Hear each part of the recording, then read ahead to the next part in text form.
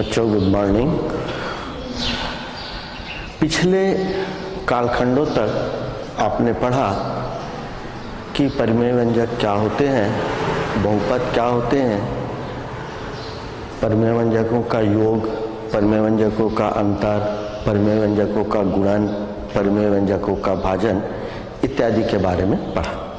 इसके बाद इससे संबंधित परिमेय व्यंजकों को पुनः से व्यवस्थित करना चक्रीय क्रम के अंतर्गत आता है। अब हम चक्रीय क्रम किसे कहते हैं इसके बारे में जानेंगे। जब किसी बहुपद में जो बीजीय पद होते हैं, बहुपद में बीजीय पद हमारे अधिकतर ए बी सी या एक्स वाई जेड माने जाते हैं, तो ए बी सी के पदों को परिवर्तित करने पर यदि उस बहुपद के मानों में कोई परिवर्तन नहीं होता है तो हम उसे चक्रीय क्रम कहते हैं। कहने का ऐसा है, उदाहरण जैसे हम लिखे A square B minus C plus B square C minus A plus C square A minus B. यहाँ पर आप देखते हो कि पहला ए स्क्वायर है, फिर बी माइनस सी है, फिर क्रम में ए के बाद क्या आता है, बी, बी के बाद सी। तो ए के जगह में क्या आ गया, बी आ गया, बी के जगह में क्या आ गया, सी आ गया, और इस सी के जगह में क्या आ गया, ए आ गया। पुनः बी के बाद क्या आता है, सी, तो बी के बाद सी आ गया, सी के बाद ए आ गया, और ए के बाद बी आ गया। तो एक निश्चित क्रम में है, व्यंजकों का मान परिवर्तित न हो, ए के जगह बी, बी के जगह सी, सी के जगह ए रखने पर व्यंजकों के मानों में परिवर्तन न हो तो वह क्रम चक्रीय क्रम कहलाता है। अब दूसरा उदाहरण अपन इस तरीके से भी ले सकते हैं, A B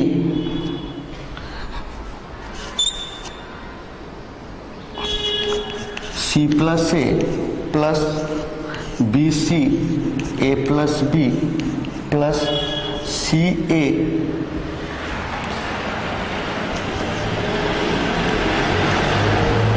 B plus C. यहां पर देखिए ए बी सी प्लस ए के जगह में बी आ गया, बी के जगह में सी आ गया, फिर सी के जगह में ए के जगह में बी, यहां से बी के जगह में सी के पश्चात ए के बाद बी और बी के बाद सी। एक निश्चित क्रम दिखाई दे रहा है, मानों में बिना कोई परिवर्तन हुए हम यदि इसको इस तरीके से लिखें तो ये हमारा चक्रीय क्रम कहलाता है।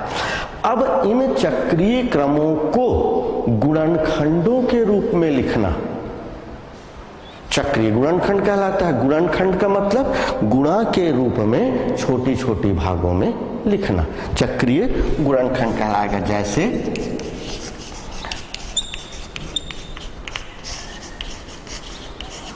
चक्रीय गुणनखंड का उदाहरण हम बताते हैं कि चक्रीय गुणनखंड हम किस तरीके से बोलेंगे। जैसे ए ऋण बी, बी ऋण सी, सी ऋण ए। यहां पर देखिए ये प्रश्नों का हल नहीं है, हम चक्रीय गुणनखंड किसे कहते हैं, कैसे लिखते हैं उसके बारे में बता रहे हैं। जब प्रश्न को हल करेंगे तो जो चक्रीय क्रम में जो बीजीय व्यंजक दिए हुए होंगे उसको हमको चक्रीय गुणनखंड में परिवर्तित करना है, इस रूप को इस गुणनखंड के रूप में लाता है। गुणनखंड मीन्स गुणा के रूप में छोटे छोटे भागों में बांटना। जैसे उदाहरण के लिए यदि हम अंकों का लेते हैं, हम यहाँ पर 45 लिख दिए तो 3 गुणित 3 गुणित 5। यहाँ पर देखिए 3 तिया 9 तिया 45, 9 पंचे 45। यहाँ पर ये 3 अलग अलग इसके पार्ट हैं, गुणा के रूप में 3 अलग अलग पार्ट हैं। ठीक उसी तरीके से जैसे हम ये बोलते हैं कि 45 का गुणनखंड 3 गुणित 3 गुणित 5 होगा, ठीक उसी तरीके से बीजीय व्यंजकों में यह भी एक गुणा के रूप में अलग अलग भाग है, a ऋण b, b ऋण c और c ऋण a। चूंकि इनका क्रम साइक्लिक ऑर्डर में है, चक्रीय क्रम में है, इस कारण इस गुणनखंड को हम चक्रीय क्रम के गुणनखंड कहते हैं। नेक्स्ट इसके बाद आता है कि हम चक्रीय क्रम के गुणनखंड को आखिर ज्ञात कैसे करते हैं, चक्रीय क्रम गुणनखंड ज्ञात करने की विधियां।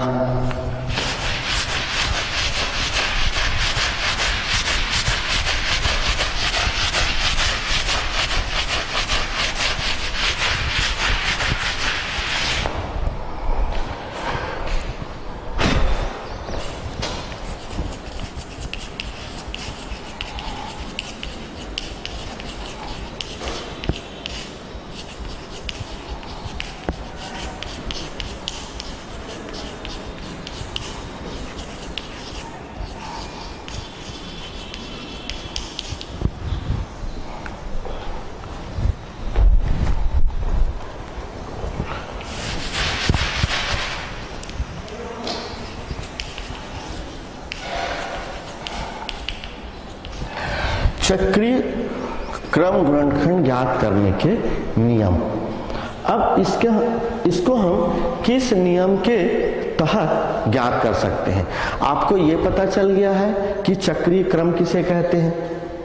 क्रम और गुणनखंड में जो थोड़ा सा अंतर दिखाई देता है वो ये है कि चक्रीय क्रम में बीचों में चिन्ह लगे होते हैं, धन के चिन्ह या ऋण के चिन्ह, जबकि गुणनखंड में 2 के बीच में गुणा का चिन्ह होता है या वो कोष्टक में होते हैं।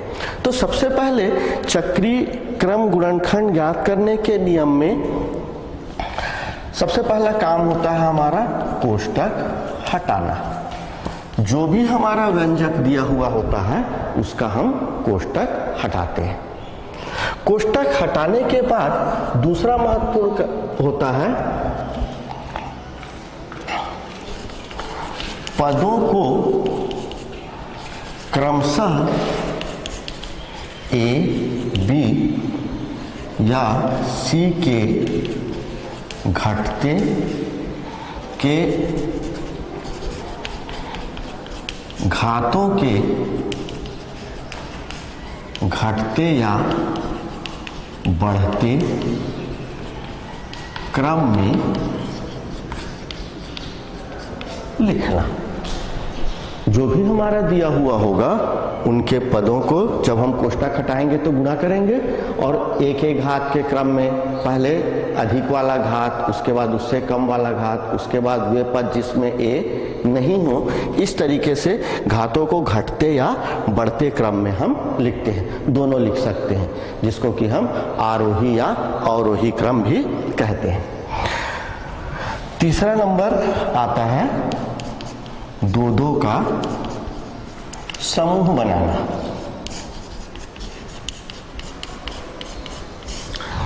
दो के समूह बनाने के पश्चात चौथा नंबर आता है समूह से उभयनिष्ठ निकालना। 2-2 का समूह बनाने के पश्चात उसमें हम ये देखते हैं कि उन दोनों समूहों में 2-2 के समूहों में से हमारे क्या उभयनिष्ठ हैं। उन उभयनिष्ठ निकालने के पश्चात सभी समूहों से सामान्य गुणनखंड को उभयनिष्ठ निकालना।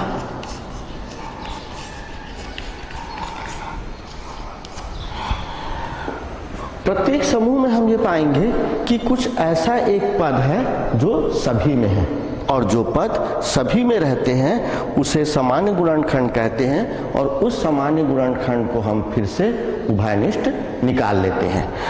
फिर से उभयनिष्ठ निकालने के पश्चात पुनः शेष बचे व्यंजकों पुनः शेष बचे व्यंजकों का कोष्टक हटाना। फिर से वही प्रक्रिया सबसे पहले हम ए के लिए करते थे।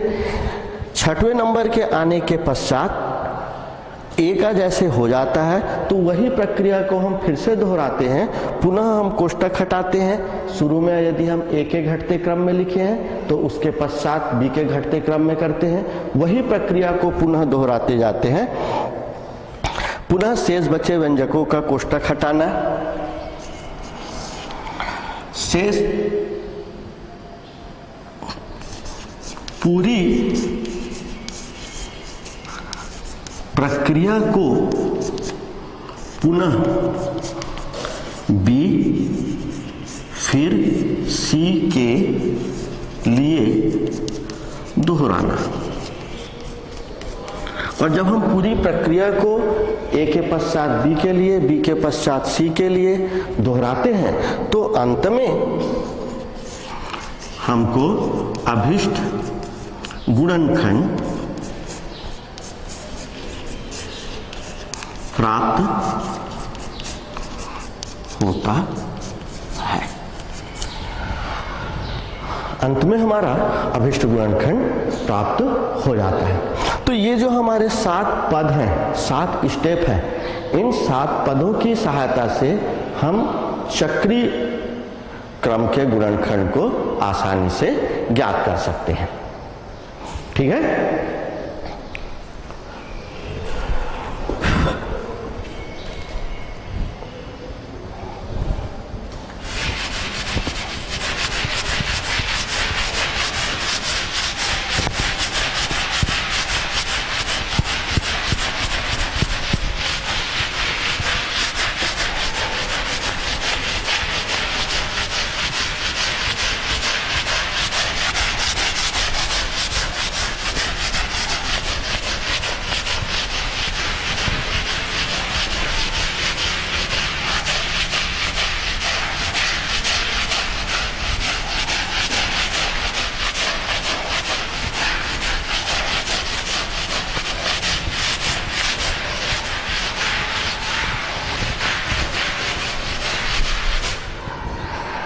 चक्रीय क्रमों में हमारे नियम तो हैं कि इस नियमों की सहायता से हम गुणनखंड आसानी से ज्ञात कर सकते हैं।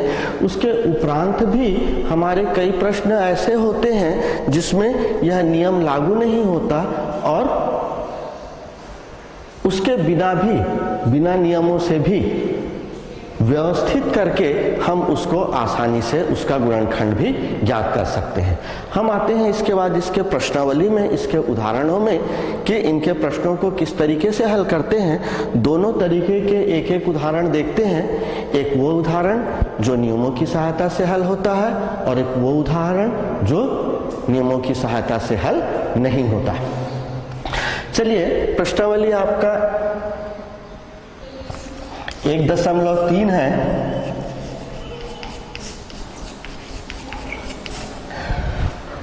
प्रश्नावली 1.3 का एक प्रश्न है आपका, गुणनखंड ज्ञात कीजिए।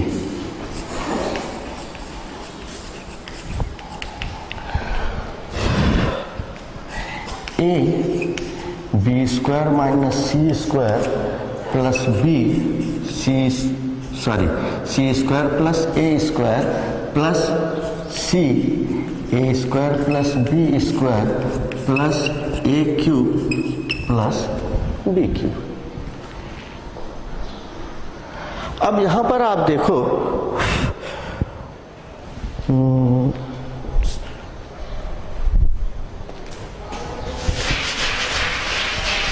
यह है प्रश्न है हमारा ए क्यूब प्लस बी क्यूब।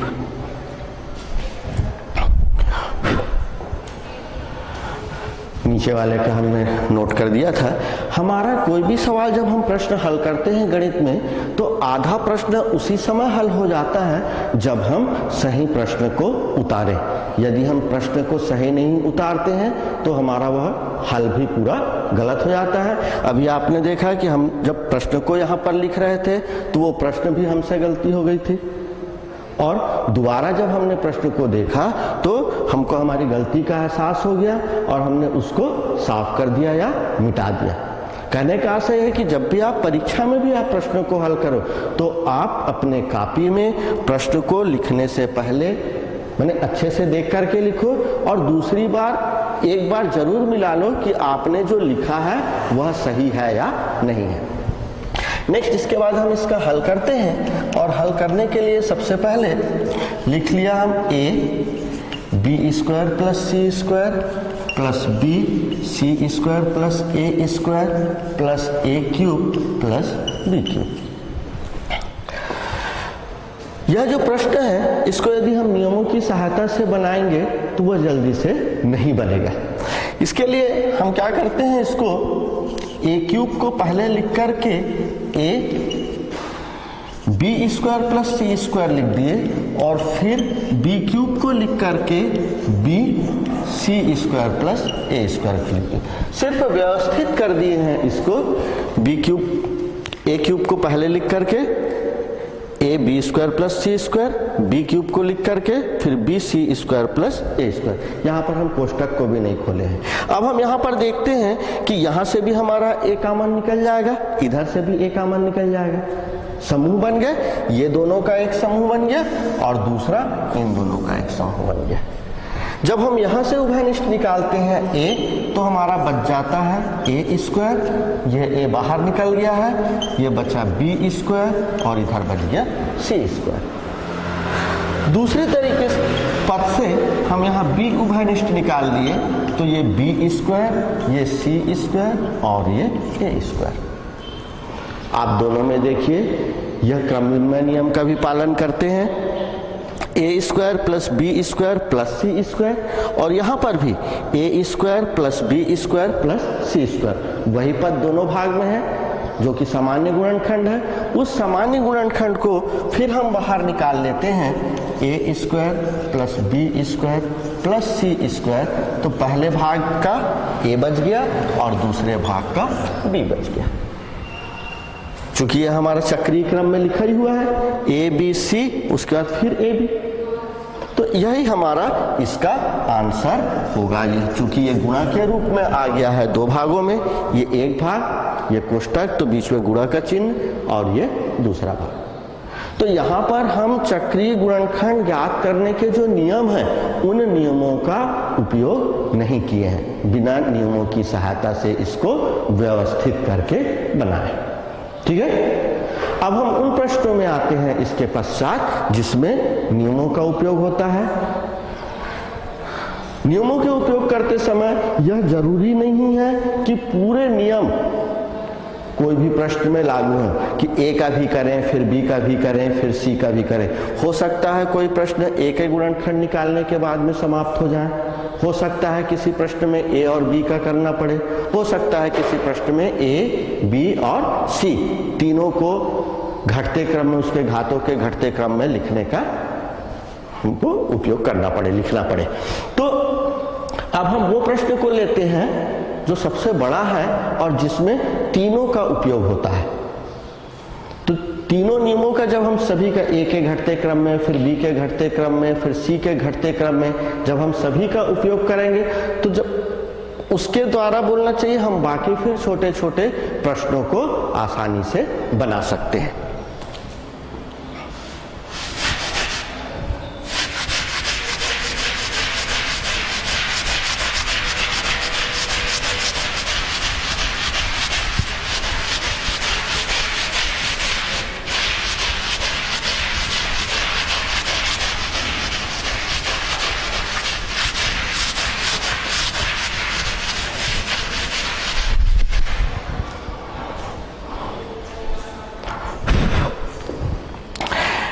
गुणनखंड याद कीजिएगा, एक प्रश्न है 8 घात 3 बी स्क्वायर ऋण सी स्क्वायर प्लस बी का घात 3 सी स्क्वायर ऋण ए स्क्वायर प्लस सी का घात 3 ए स्क्वायर ऋण बी स्क्वायर। ये एक प्रश्न है। यह प्रश्न हमारा चक्रीय क्रम में दिया हुआ है। अभी आप देखिए ए के बाद बी के बाद सी, बी स्क्वायर ऋण सी स्क्वायर, यहाँ सी स्क्वायर ऋण ए स्क्वायर और ए स्क्वायर ऋण बी स्क्वायर, बीच में धन का चिन्ह लगा हुआ है। अब इस चक्रीय क्रम के जो व्यंजक दिए हुए हैं इसको हमको किस में परिवर्तित करना है? चक्रीय गुणनखंड में परिवर्तित करना है। इसका हल लिखते हैं हम।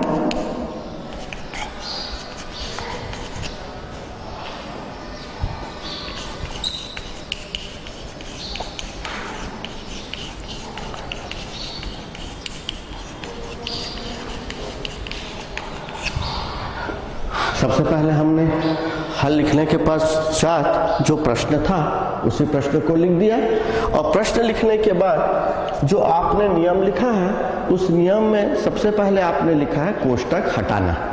पहला नियम वही लिखा है आपने। तो कोष्टक हटाने के लिए हम इनका गुणा कर देते हैं, तो ये हो जाएगा ए क्यूब बी स्क्वायर ऋण ए क्यूब सी स्क्वायर धन बी क्यूब सी स्क्वायर ऋण बी क्यूब ए स्क्वायर धन सी क्यूब ए स्क्वायर ऋण सी क्यूब बी स्क्वायर। बिल्कुल आसानी से आप पूरे प्रश्नों को एक साथ मत देखिए, छोटे छोटे भागों का गुणा करते हुए चलिए तो आपसे गलतियां नहीं होंगी।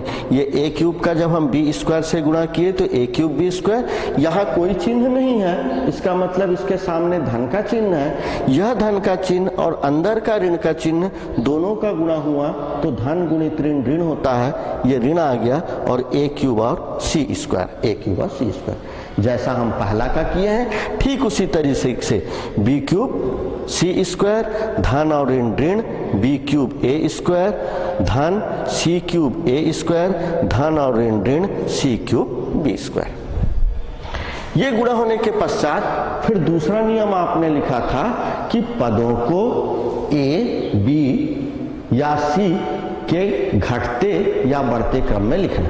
दोनों को आपको मिक्स नहीं करना है। यदि आप घटते क्रम में लिख रहे हैं तो सभी को घटते क्रम में लिखेंगे, यदि बढ़ते क्रम में लिख रहे हैं तो सभी को बढ़ते क्रम में लिखेंगे। हम यहाँ घटते क्रम में लिखते हैं तो सबसे पहले ए का क्यूब बी स्क्वायर ऋण ए का क्यूब सी स्क्वायर, ए के क्यूब वाले पद आ गए। उसके बाद वे पद आएंगे जिसमें क्यूब से छोटा ये ए स्क्वायर है, बी क्यूब ए स्क्वायर धन सी क्यूब ए स्क्वायर। अब चारों ए वाले पद आ गए, धन बी क्यूब सी स्क्वायर और सी क्यूब बी स्क्वायर, वे पद जिसमें ए नहीं है। घटते क्रम में लिखने के पश्चात दो दो का हम समूह बनाते हैं, दो दो का समूह बनाते हैं और उसमें से जो उभयनिष्ठ निकलता है उसको निकाल लेते हैं। अब देखिए यहाँ भी ए क्यूब है और दूसरे वाले में भी ए क्यूब है, दोनों में ए क्यूब है तो हम ए क्यूब को बाहर निकाल दिए तो बी स्क्वायर ऋण सी स्क्वायर बच गया। यहाँ देखिए ए स्क्वायर है और दूसरे में भी ए स्क्वायर है तो इससे ए स्क्वायर बाहर निकल जाएगा। ऋण चिन्ह के साथ हम ए स्क्वायर बाहर निकाल दिए तो ये बी क्यूब, चूंकि ऋण चिन्ह बाहर निकला है जब हम यहाँ ऋण लिखेंगे तब इस ऋण और ऋण का गुणा क्या होगा? धन होगा। इस चीज को हमको देखते हुए चलना है। यदि हम यहाँ पर इनको ध्यान नहीं दिए तो आगे हमारा पूरा क्वेश्चन जो हम बनाए होंगे वो गलत हो जाएगा या आगे वह नहीं बन पाएगा। तो ये ऋण ए स्क्वायर बाहर निकल गया है, ए सी क्यूब। यहाँ पर देखिए सी स्क्वायर और बी क्यूब है, यहाँ पर सी क्यूब और बी स्क्वायर है। जो न्यूनतम पद है वो बी स्क्वायर है, यहाँ पर भी स्क्वायर है, यहाँ भी स्क्वायर है, यहाँ भी स्क्वायर है, तो हम स्क्वायर वाले पद को उभयनिष्ठ निकाल सकते हैं। यहाँ से हम बी स्क्वायर और सी स्क्वायर उभयनिष्ठ निकाल लिए तो यहाँ बी बच गया। चूंकि धन और ऋण का गुणा ऋण होता है इसलिए यहाँ पर कोष्टक के अंदर में ऋण चिन्ह लिखेगा और यहाँ हम सी को लिख दिए। सी स्क्वायर का सी से गुणा होगा तो ये सी क्यूब आएगा। ये गुणनखंड होने के बाद में हम क्या देखते हैं कि पहले वाले पद में बी स्क्वायर ऋण सी स्क्वायर है, दूसरे वाले पद में बी क्यूब ऋण सी क्यूब है, और तीसरे वाले पद में बी ऋण सी है। अभी एक समान कोई नहीं है, तीनों अलग अलग है, तो इसको एक समान बनाने का प्रयास करते हैं। ठीक है, चलिए इसके बाद में यहां पर जो अलग अलग पद आए हुए हैं उसको एक समान पद बना लेते हैं। तो एक समान पद बनाने के लिए ये ए क्यूब बी स्क्वायर ऋण सी स्क्वायर को हम बी ऋण सी और बी धन सी लिख सकते हैं। ठीक उसी तरीके से बी क्यूब ऋण सी क्यूब है, इसे हम लिख सकते हैं बी ऋण सी बी स्क्वायर धन बी सी धन सी स्क्वायर, और तीसरा में हमको कोई परिवर्तन करने की आवश्यकता नहीं है।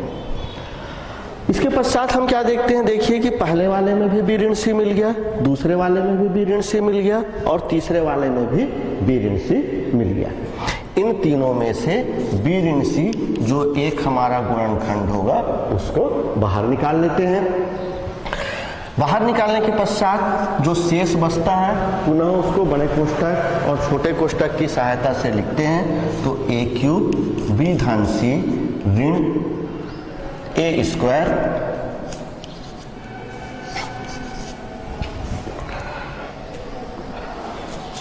बी स्क्वायर धन बी सी धन सी स्क्वायर और बी स्क्वायर ऋण सी स्क्वायर। इस तरीके से हमारा ये ए के घातों के घटते क्रम में लिखने का जो पहला भाग है 1 से लेकर के 8 तक का, वो एक चरण इसका पूरा होता है। अब इसी प्रक्रिया को हम पुनः दोहराते हैं। जब प्रक्रिया को दोहराएंगे तो एक गुणनखंड तो हमारा बी ऋण से मिल गया है, तो इसको हमको कुछ करने की आवश्यकता नहीं है।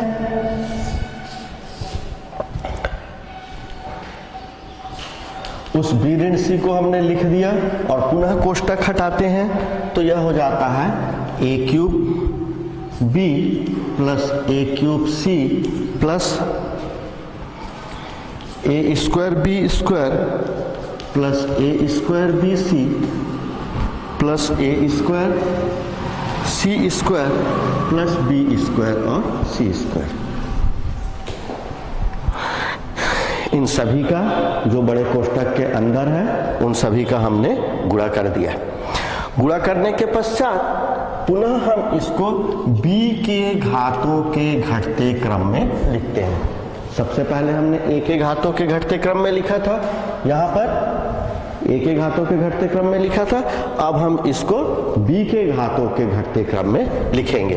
तो सबसे पहले वे पद आएंगे जिसमें b के घात ज्यादा हो, 3 घात हो या 2, पहले 3 फिर 2 फिर 1 और फिर वो पद जिसमें b नहीं हो। तो देख लेते हैं हम कि यहाँ पर 3 घात वाले हमको पद नहीं दिखाई दे रहे हैं, b के वर्ग वाले पद हैं। तो हमने पहले लिख दिया ए स्क्वायर बी स्क्वायर और उसके बाद लिख दिया बी स्क्वायर। चलिए एक गलती और हमको मिल गया। हम थोड़ी देर पहले ही बोले थे कि यदि यहाँ पर थोड़ी सी भी असावधानी हुई तो पूरे सवाल गलत हो जाते हैं। एक चीज देखिए कि उस पद को लिखने से बाद हमने मिला करके नहीं देखा, गुणा करके नहीं देखा कि क्या हमको गुणा करने के पश्चात उसके पूर्व पद प्राप्त हो रहे हैं या नहीं हो रहे हैं, जिसके कारण जब हमने सवाल को यहाँ पर आगे बढ़ाना शुरू किया तो हमको हमारी गलती का एहसास हो गया। देखिए क्या गलती की है हमने यहाँ पर है ऋण ए स्क्वायर। तो जब ऋण ए स्क्वायर का इस बी स्क्वायर के साथ में, इस धन बी सी के साथ में और धन सी स्क्वायर के साथ में गुणा होगा, तो जो हम गुणा किए हैं वहां पे अंदर में सभी ऋण के चिन्ह आएंगे। धन और ऋण का गुणा ऋण होता है। पहले 2 पद तो ठीक है, ए का क्यूब बी धन ए का क्यूब सी, लेकिन उसके बाद धन और ऋण है। तो यहाँ पर हमारे जो पद है वो ऋण आएंगे, ऋण ए स्क्वायर बी स्क्वायर, ऋण ए स्क्वायर बी सी और ऋण ए स्क्वायर सी स्क्वायर और उसके पश्चात धन बी स्क्वायर और सी स्क्वायर। फिर जब हम घातों को घटते क्रम में लिखे तो पहले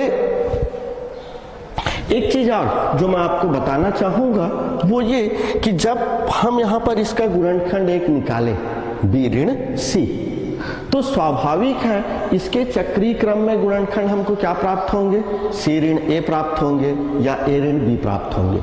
ये दो गुणनखंड प्राप्त होंगे चक्रीय क्रम में। यहां पर जब हमने लिखा था तो क्या प्राप्त किए, धन का चिन्ह आ गया था। धन के चिन्ह आने से हमको ये लगा कि कहीं ना कहीं हमसे गलती हुई और तुरंत हमने अपने गलती को पकड़ करके सुधार लिया। फिर यहां पर ऋण वाले पद आए, यह ऋण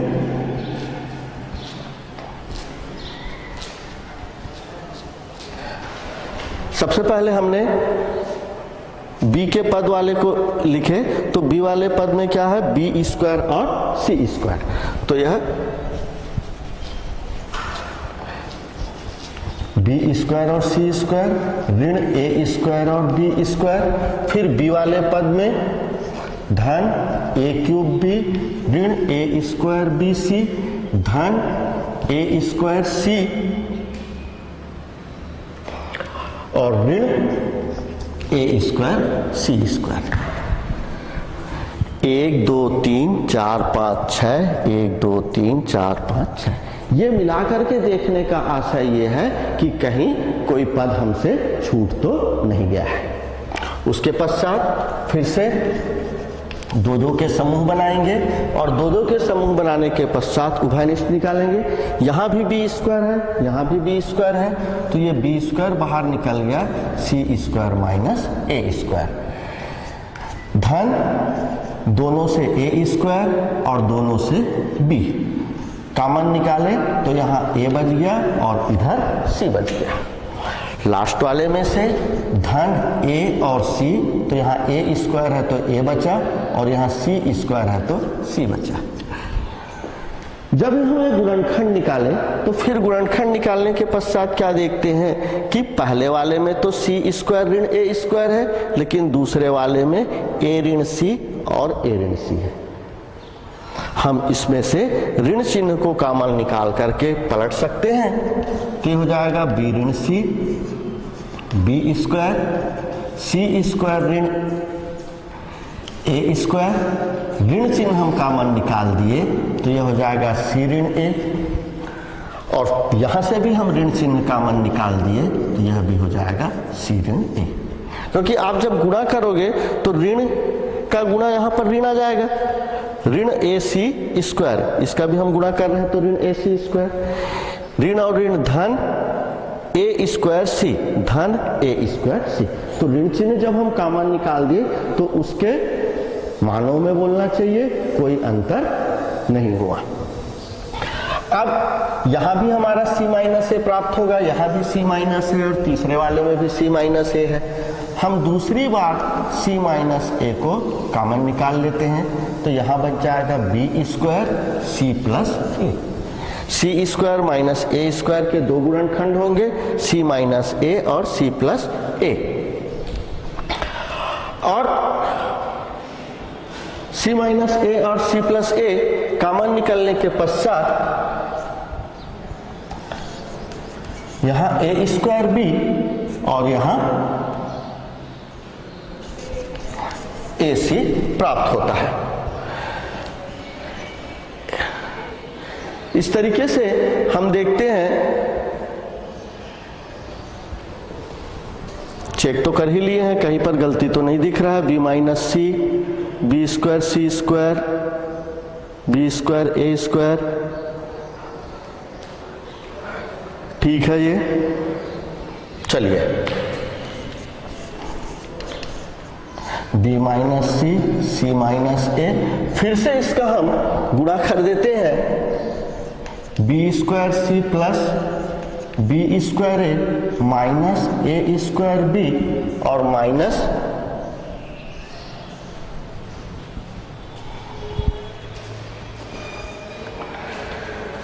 यहां पर देखिए फिर एक चीज आया है, हम यहां पर कुछ चिन्हों को भूल गए हैं।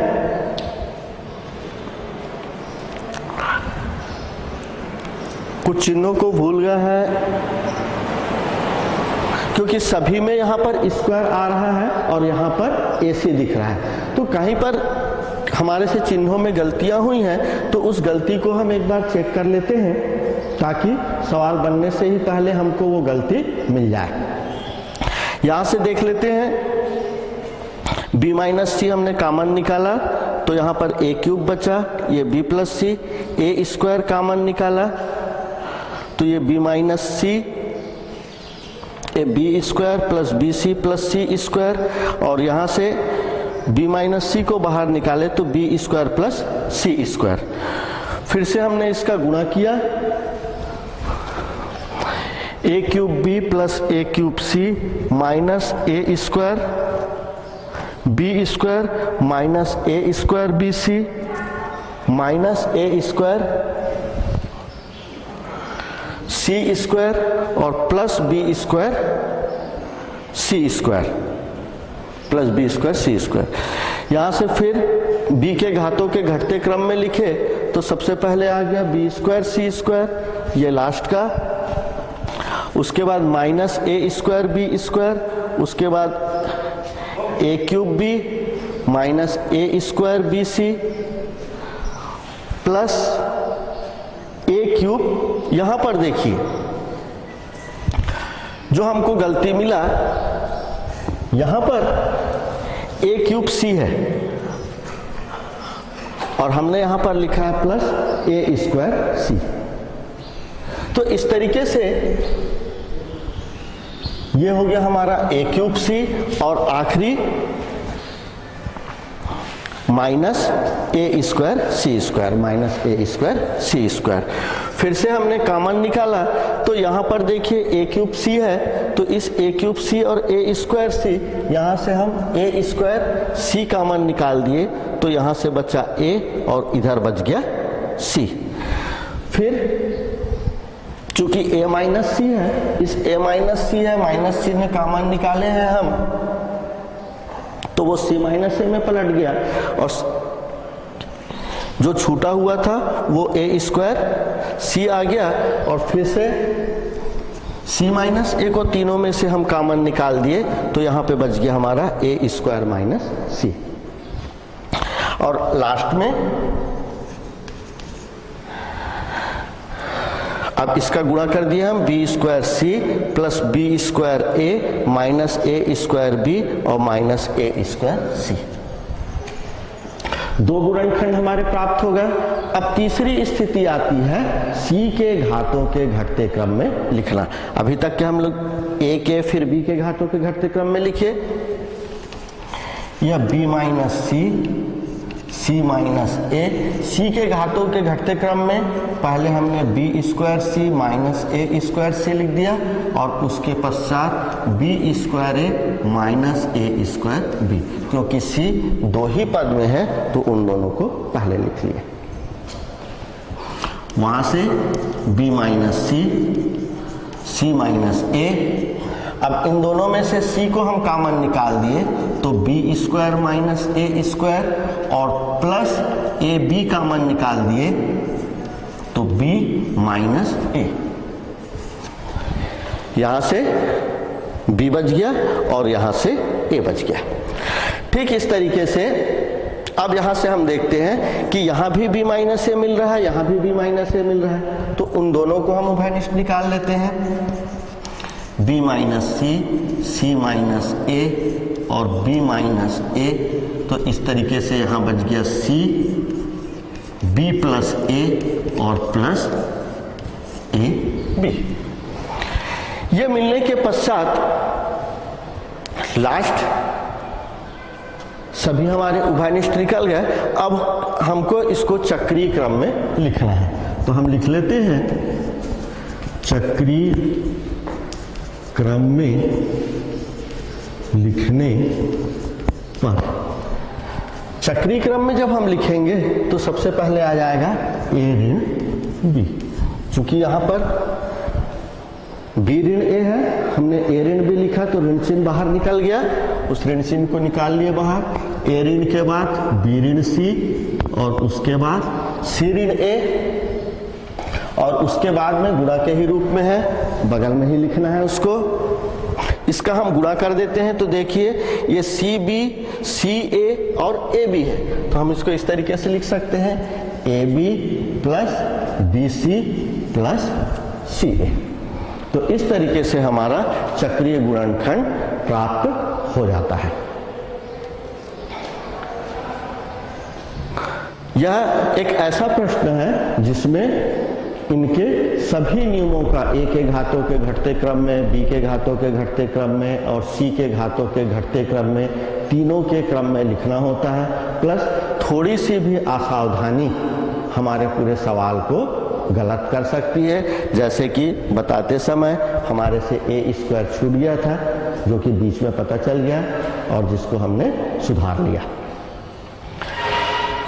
ठीक इसी प्रश्नों के समान बाकी ही प्रश्न बनेंगे, तो आप घर जाकर के बाकी प्रश्नों को बनाने की कोशिश करिएगा। तब तक के लिए टाटा बाय बाय।